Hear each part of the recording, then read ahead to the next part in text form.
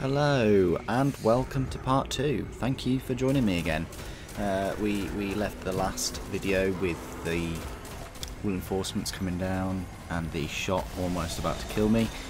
Had a little bit of a comeback, took all the reinforcements out, and we'll continue with this strike. I am thinking about doing a video per strike on Destiny. I think that'd be a good idea. Just show you how I kind of cope with them.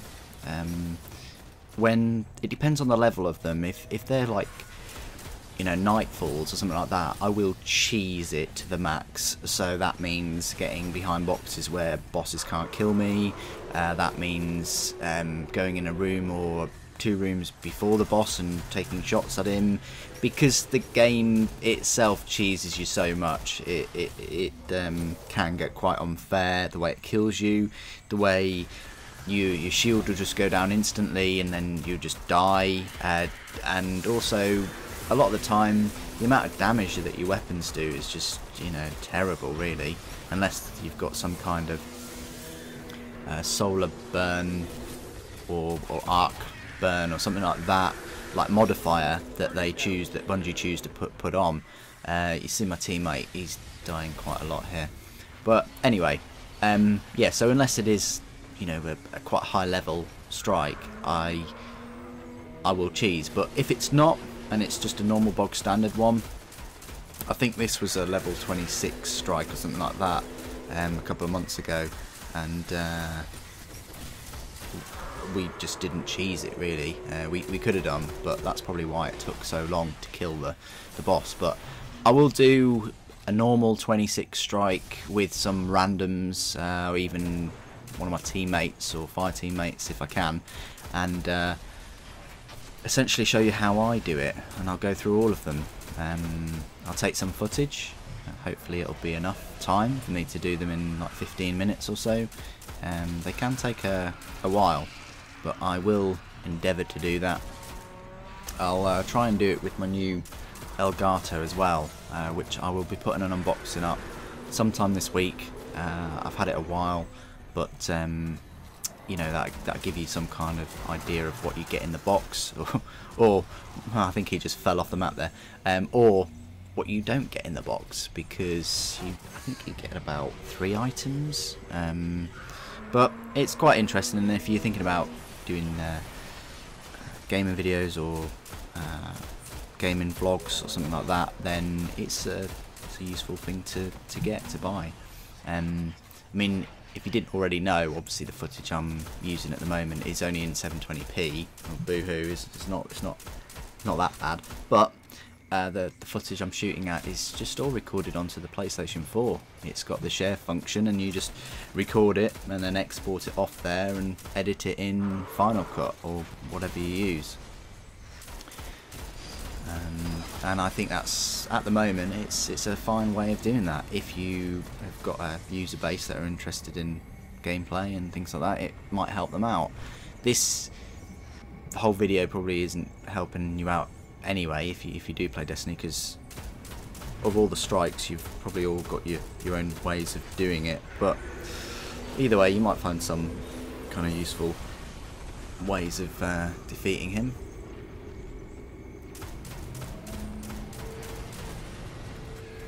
And he is almost gone.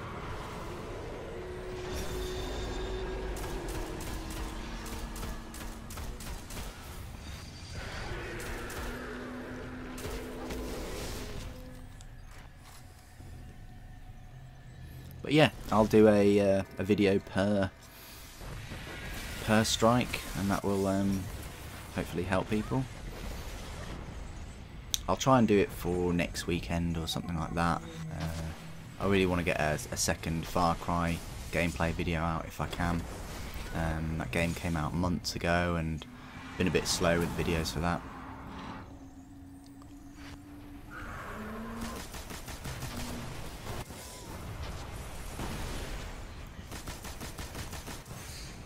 He's about to go soon, I know that.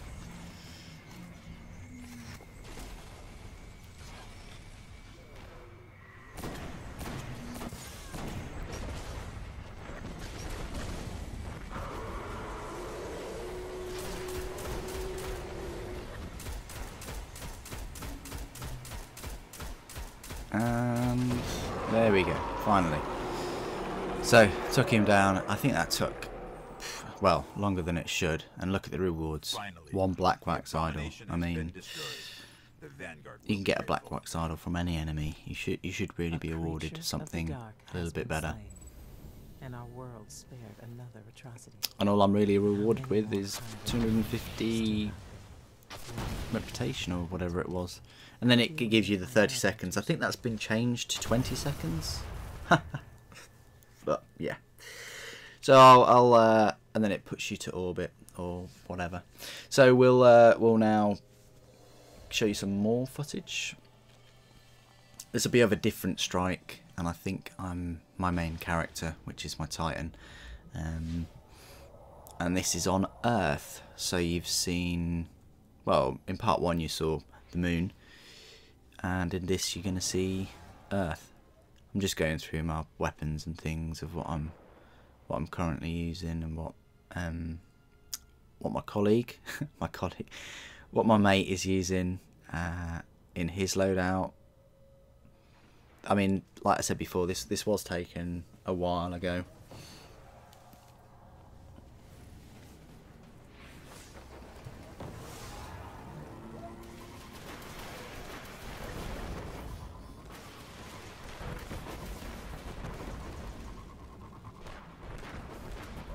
So I'll make a beeline to the entrance here. A lot of the time I will stay on my Sparrow, which is that jet bike, and go through all of this on there. But this is the Sepix Prime strike, if you're familiar with that. This is just normally the way I would do it. I'd say the hardest part is the first part. I would break this strike into 3. One is your 3 waves of enemies at the start. 2 is your spider robot, or whatever you want to call him, and then 3 is the boss itself. And I think a lot of strikes are like that. You can just break them up into parts. It's a bit more manageable that way, rather than just thinking, oh, it's this strike, just go through the whole thing. Because then you can modify your tactics and strategy, you know, for each part. So very simple, just walk into here, take out the hive and the fallen, quite straightforward.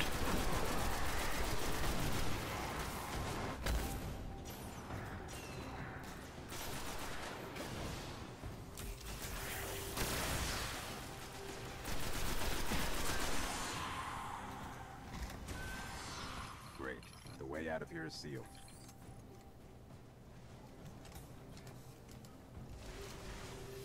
You got to deploy your ghost here to so that he can hack this mesh generator or whatnot.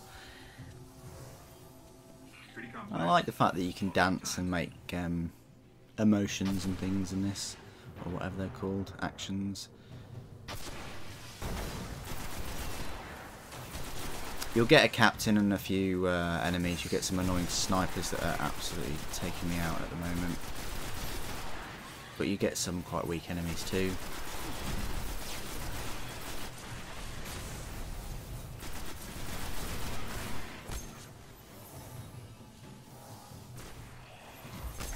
I mean, if it's a low level strike, I probably will stay near the mesh generator. You don't need to, but on high level strikes, like I'll do some footage of a nightfall or something like that. I'll show you the best places to where I stay and survive, obviously, and I'm hoping you'll find it useful, because I do stay alive for quite a long time on this. Shouldn't really be using that, so I'll swap it back to the assault rifle. There's a key thing in this game as well, is choosing kind of like the right weapon for the right job. I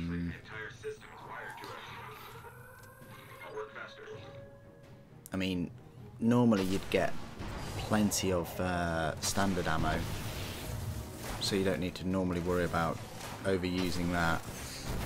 It's the heavy ammo that you don't really get much drops with.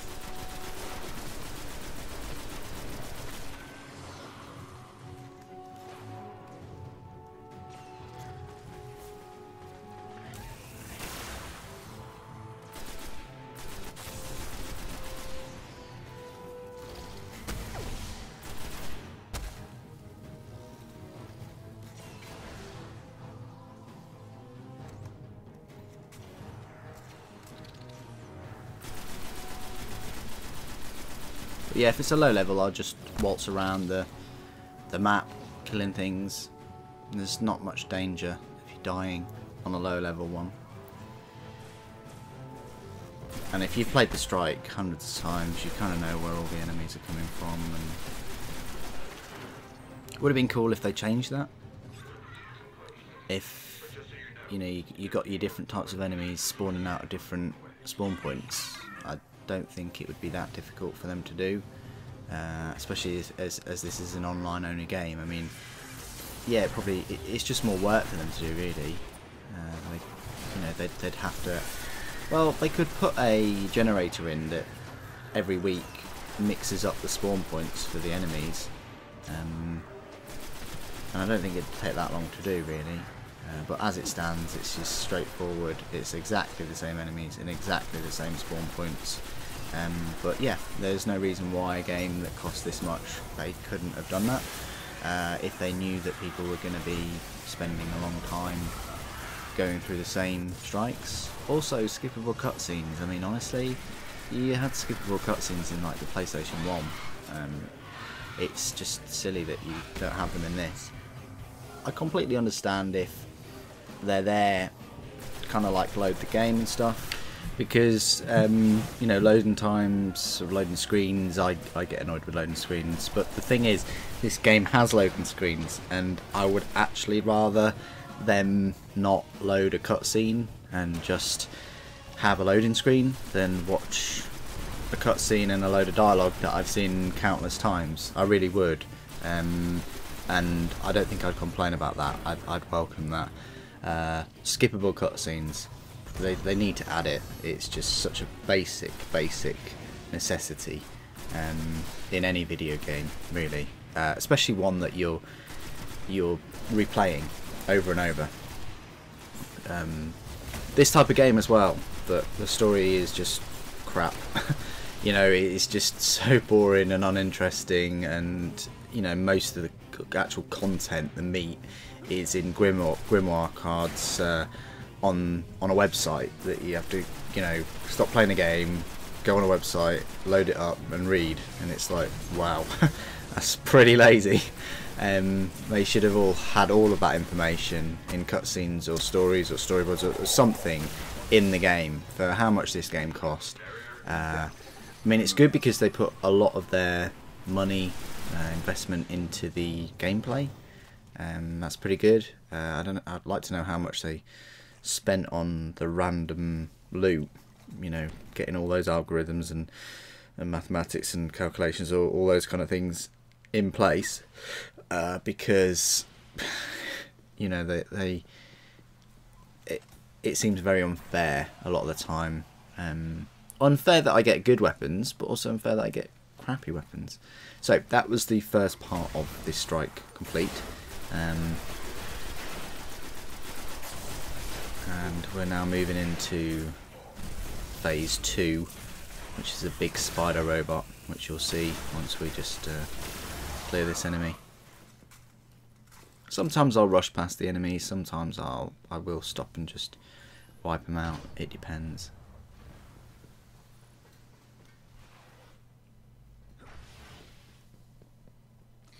The lair is up ahead, under that colony ship, just on the other side of all those devils. So I used to just camp it out up here on the roof, or flank it and go around to the left and wipe out enemies as I went along. But recently I've been taking the sniper spot down below on the right hand side. I'll show you that in another video. It's whatever works for you, but this is what worked for me at the start. But that did happen a fair few times, so I started off using the sniper kind of spot, which you are pretty much invincible from the spider.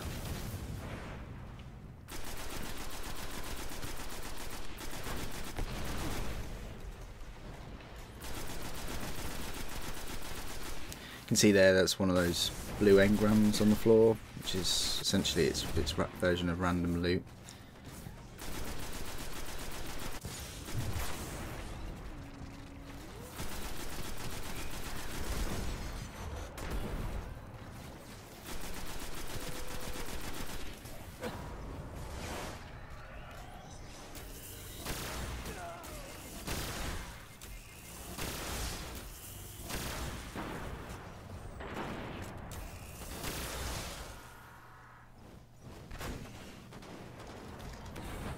Get some heavy ammo and some those 2 engrams. This is the sniper spot I'm talking about here. Well, just to the left there, really. But as I said before, on normal low-level strikes, I do like to just mix it up and just move around the map. There's not much of a threat. Whereas on Nightfall strikes and high-level ones, ooh, that was very, very bad. Should have died then. I do tend to play a lot more defensively.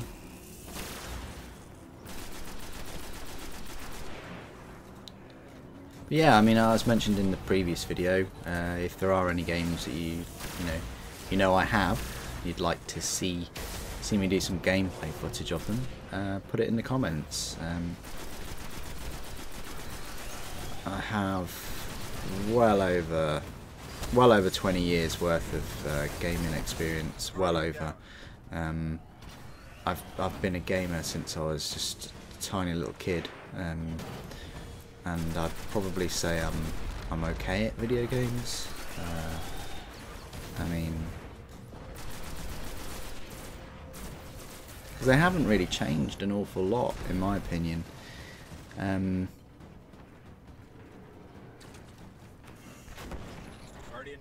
You know, there's a lot of things that video games nowadays build upon, such as, I don't know how he got up there. I really don't.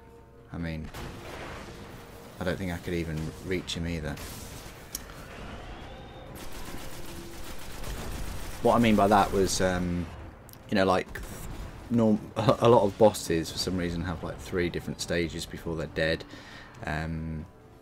Shooting games are very similar to, you know, the Call of Duties and the old Far Cry and the Crysis, and you know, you still got the Metroidvania in a lot of games where you start off a game with a lot of abilities and then have them all stripped away, and then you slowly build up.